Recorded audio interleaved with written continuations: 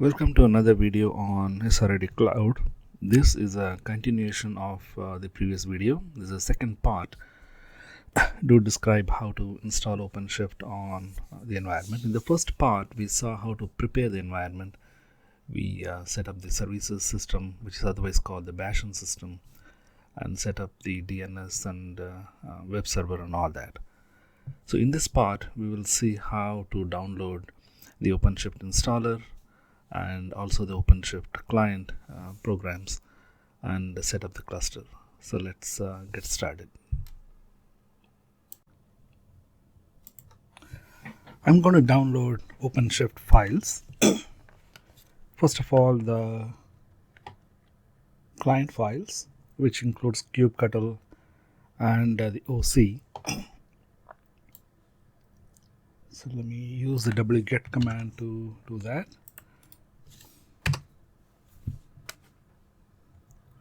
So let's wait for it to complete.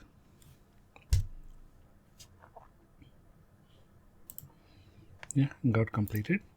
Now I'm going to download the OpenShift installer using the same wget command.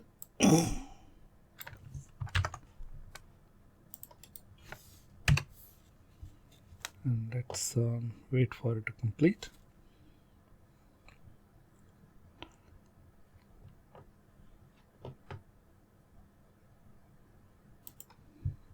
Yeah, and got completed.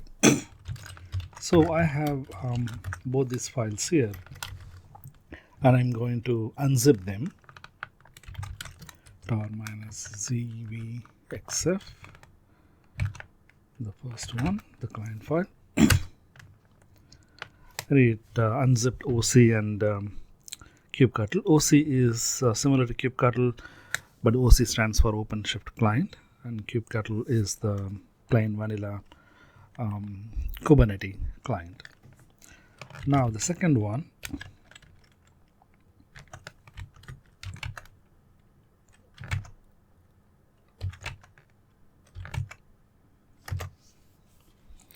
and it unzips a program called OpenShift install, and I'm going to move these files to user local bin,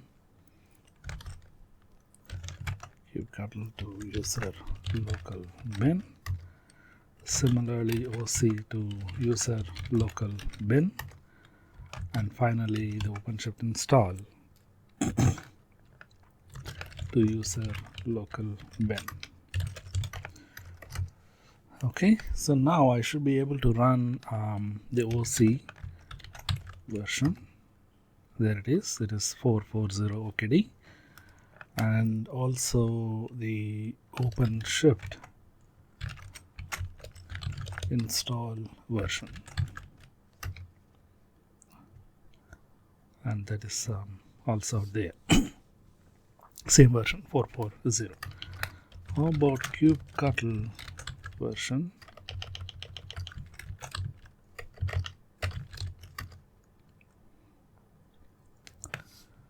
So it's got its own version number.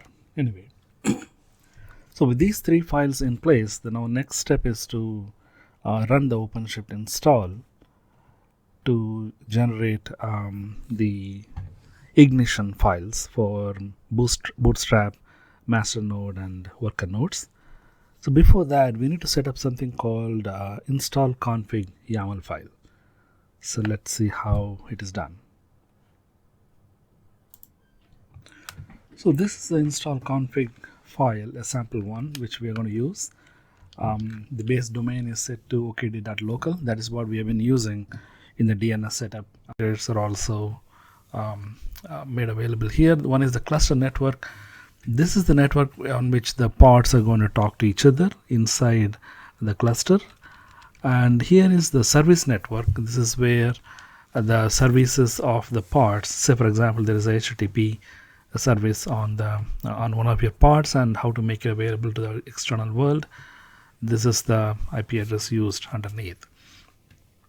So finally, the pull secret.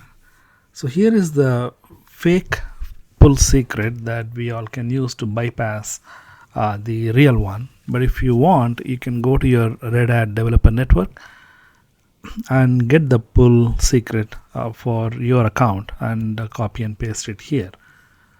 And finally the SSH key. So this one I'm going to get it from a local environment. I have SSH already defined.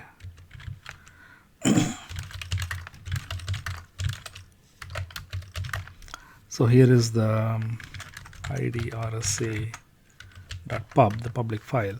I'm going to copy and paste it in the install configuration file. So let me copy the whole thing and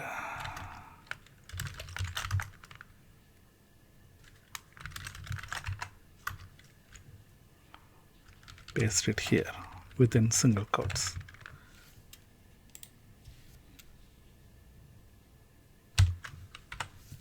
Okay, so this file is now ready and we can now move on to start the OpenShift installation.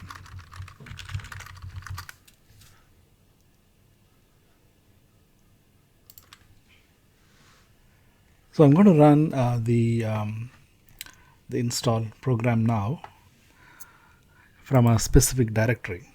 I'm going to create a directory called mkdir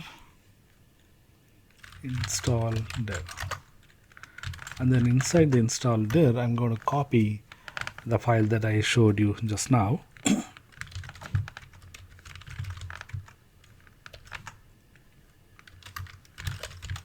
And I'm also going to take a backup of this file because the install is going to remove it for some reason. So let me copy install config backup.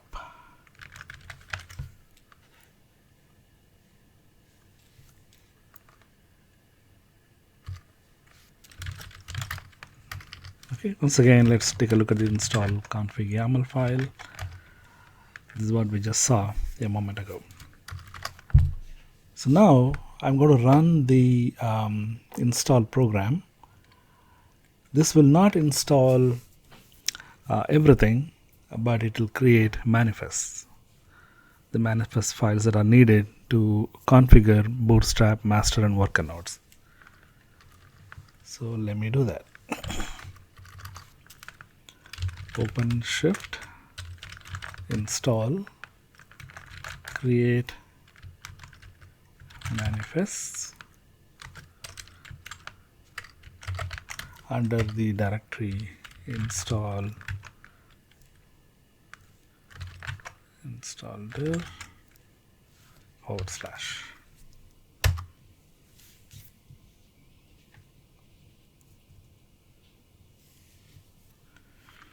Okay.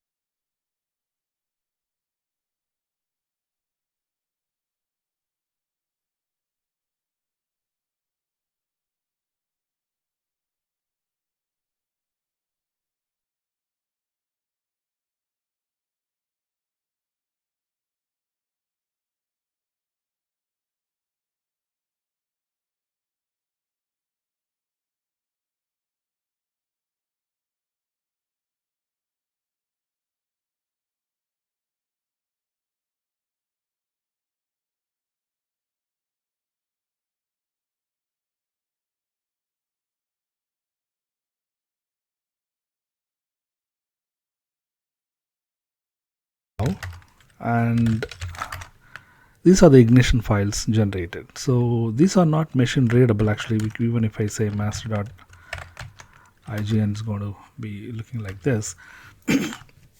This contains certain parameters that are needed to configure the local environment of the master node in this case. Similarly, there is a separate N file for worker IGN file and the Bootstrap IGN file as well. So notice the first line in the IGN file, the ignition files. There is a config merge source, and that is set to this one.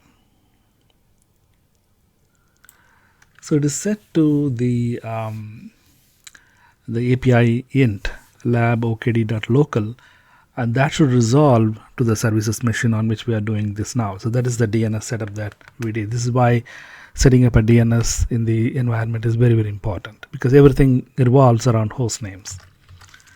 Let me ping API int lab okd.local, and that should resolve to the 107 IP address. And look at the worker ignition file. It is pointing to the config worker, and if you look at the master ignition file, it is pointing to config master. I think similarly there is I don't see anywhere in the Bootstrap.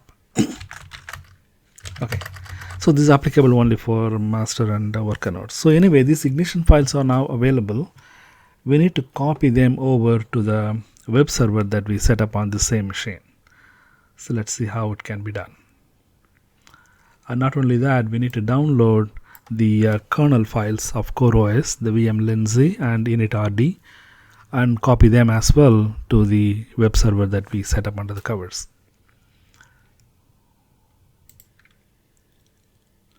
To prepare the web server under this services machine, I will change over to var www.html. So here I'm going to create a directory called OKD4, and then I'm going to copy the contents of the install dir into this directory. So to do that, cp -r install dir into the var www.html okd4. Okay, so they all should be here now. And also I'm going to change the ownership of this HTML directory to Apache. So chown -r Apache : var www.html. Okay, done. Now let's see. There it is. Apache owns this directory now. And also let's do a chmod -r 755. So everything to the owner, and only read for the others. Read and execute for others. Var www.html chmod. So now let us see if the web server works. We already verified it in the previous part, but let us do it again, this time with a different URL. Localhost. Remember the port number is set to 8080, not 80. OKD4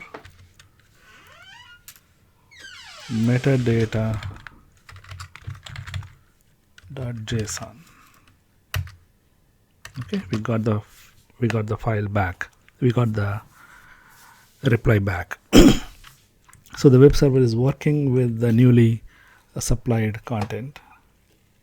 So now let us try to download the CoreOS kernel files into the OKD4 directory. So we are in OKD4 directory. So I'm going to wget the latest CoreOS files.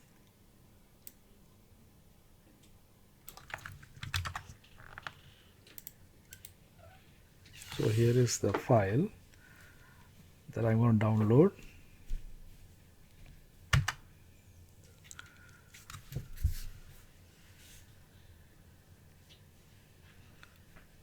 And let's wait for it to complete.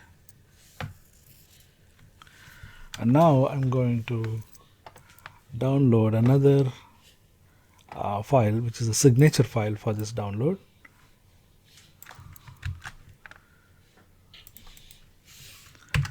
So the purpose of doing this is to download and maintain the CoreOS kernel files under the web server, and this will be useful when I boot the nodes, Bootstrap or master worker nodes with updated kernel. So now I'm going to rename them, because look at the names, they are too big for me to type them out in the kernel parameters when the nodes boot. So I'm going to call them as something that is easy to remember. So here it is. And similarly, I'm going to do the same thing.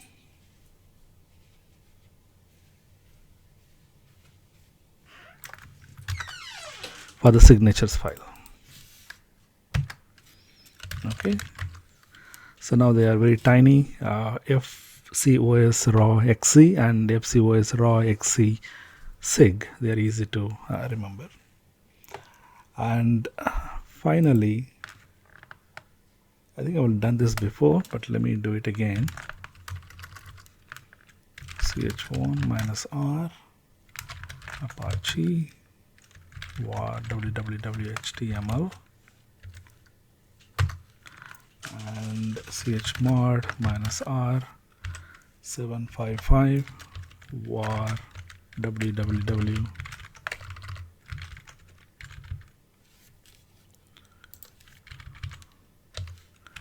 HTML.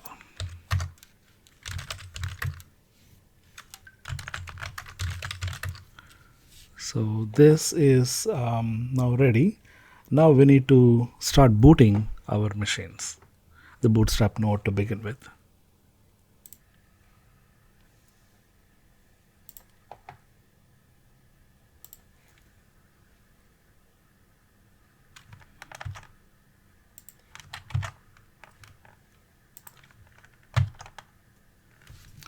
So here is my Bootstrap node. I booted it, and while the booting was going on, I hit the tab key to enter into the custom mode. And in this, I'm going to enter some additional parameters. So those are CoreOS.inst.install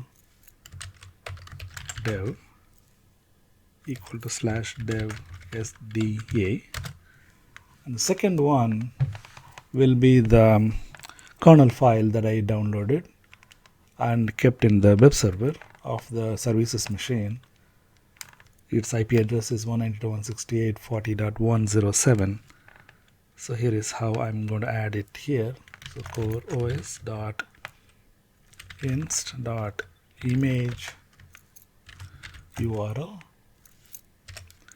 http 192.168.40.107 :8080 /okd4. That is the directory where we copied the files. And here is a short name, fcos.raw.xz. This is why I wanted to rename it into a very small file name. And finally, the ignition machine that is also maintained in the same location. So CoreOS.inst.ignition URL equal to HTTP 192.168.40.107.8080 OKD4 Bootstrap.ign. So these are the three parameters passed to the kernel init. So let me hit enter and watch what happens.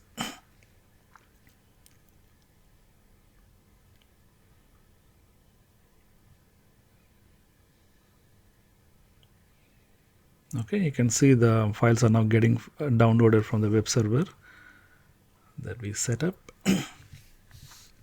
both ignition as well as the image.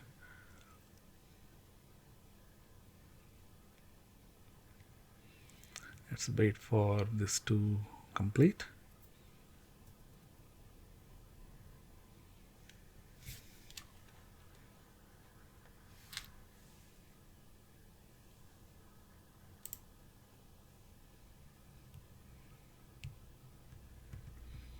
Looks like it's going to take a while.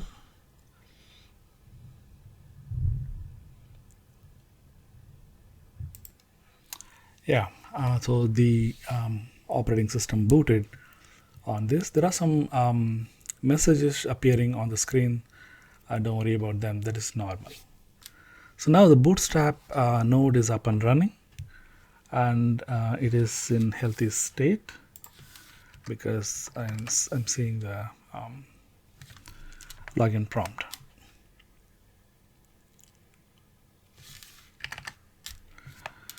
So let me try to log in and make sure it is in good shape.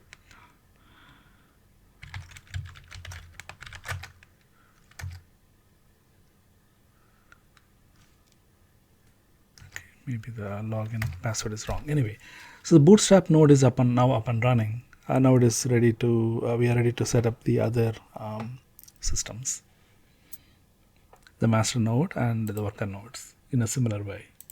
So now that the Bootstrap node is up and running, let us see if we can access it from the services system, that is the Bastion server, without any password, because remember we provided the SSH keys to the installer. So the IP address of the Bootstrap system is 192.168.40.103, and we are able to ping it, so that means it is available on the network. And I'm going to log into it with core 192.168.40.103, and this should go through without any password. There we go. So I am inside the Bootstrap from the Bastion or the services system without any password interruption. Okay, so this is another validation of the health of this setup. So now I'm going to set up the master node and the worker nodes in a similar way. I don't want to show you that again because there will be a repetition, but the only difference will be the ignition file path. In one of the kernel parameter I passed the ignition file path. For master I have to use the master.ign, and for worker nodes I will use the name of the ignition file as worker.ign. For Bootstrap you saw me using bootstrap.ign. So I will do that, and then the installation will be complete by that time. So I completed the same activities on the master nodes and also worker node. I actually ended up setting up 3 master nodes and 1 worker node instead of 1 master node and 2 worker nodes, just in case if I wanted to experiment with more master nodes. So this is how you set up the OpenShift on this environment using the ignition files and all that. I hope you enjoyed this video, and this concludes the second part of this series on how to install OpenShift on bare metal or VMs infrastructure. I'll see you all in another video in near future. Have a wonderful day, and bye for now.